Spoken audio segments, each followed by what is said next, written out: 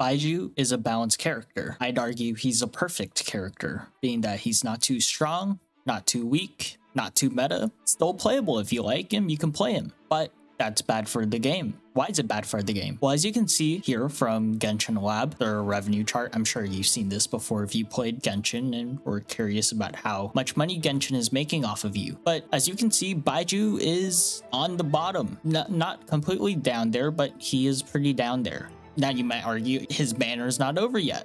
Well, yeah, but look at how much he has to climb to even reach the middle. It's a pretty tall task. Right now, he's sitting at a mere $7 million. $7 million might seem a lot to you, but let's compare it to the top one.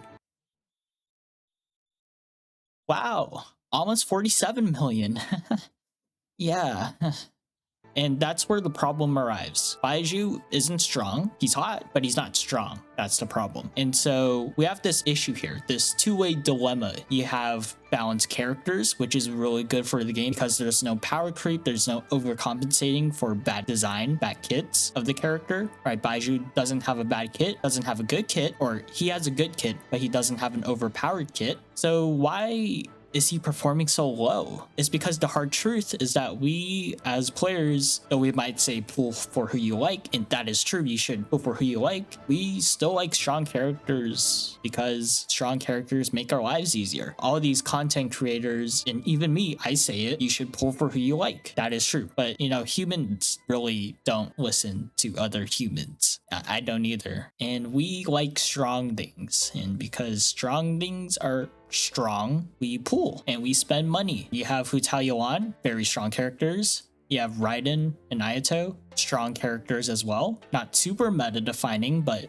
strong characters. They're strong. They deal lots of damage, and that's where we're going to. As you can see, all the top banners have damage dealers. They're not really DPSs. Raiden, not really a DPS unless you have C2, right? More of like support. Also can deal a good amount of damage, right? These supports can deal a good amount of damage. But take a look at Baizhu, for example. Baizhu isn't a damage dealer. He's more like a pure support, kind of enabler where it applies dendro, heals, gives you a shield, all that. But he doesn't really do any damage himself, right? Or he doesn't buff your damage by an insane amount like Bennett. So that's the problem, right? Genshin made a good character out of Baizhu. All that, I already said that already, but he doesn't deal damage unlike these other top banner characters. So why is this a problem? Why is this a problem? Genshin might see this revenue and think, oh, maybe we need to dish out more damage dealers. Maybe we amp the damage numbers up, make them really good, they'll sell a lot more money, and then power creep might occur. You might be thinking, well, Genshin's been fine for 2.5 years. They've released some pretty OP characters like Yelan, Nahida. They're still going well.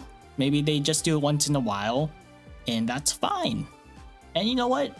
Sure, I guess that's completely fair.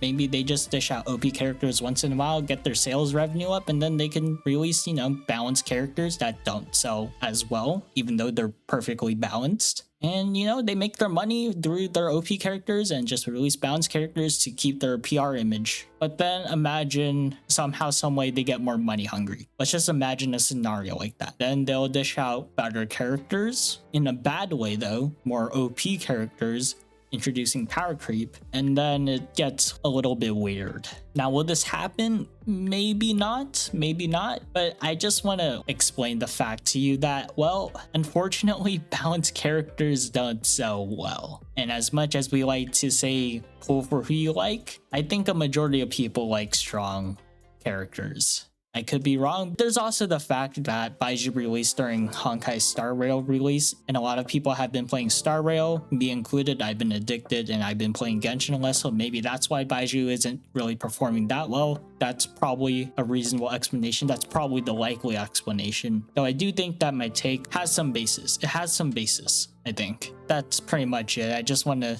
talk about how Baizhu wasn't really released in the best time period with Star Rail coming out, and well, his kit wasn't that insane to keep people playing the game during Star Rail, I guess, and pull him. I personally pulled him, and I gotta say, well, I haven't really built him fully because I was playing Star Rail, but from the time I have played him, he does his job. Yeah, like, he's fine. Make sure you subscribe. Almost to 1,000 subscribers. Yeah, you should subscribe. Thank you. Okay, bye-bye.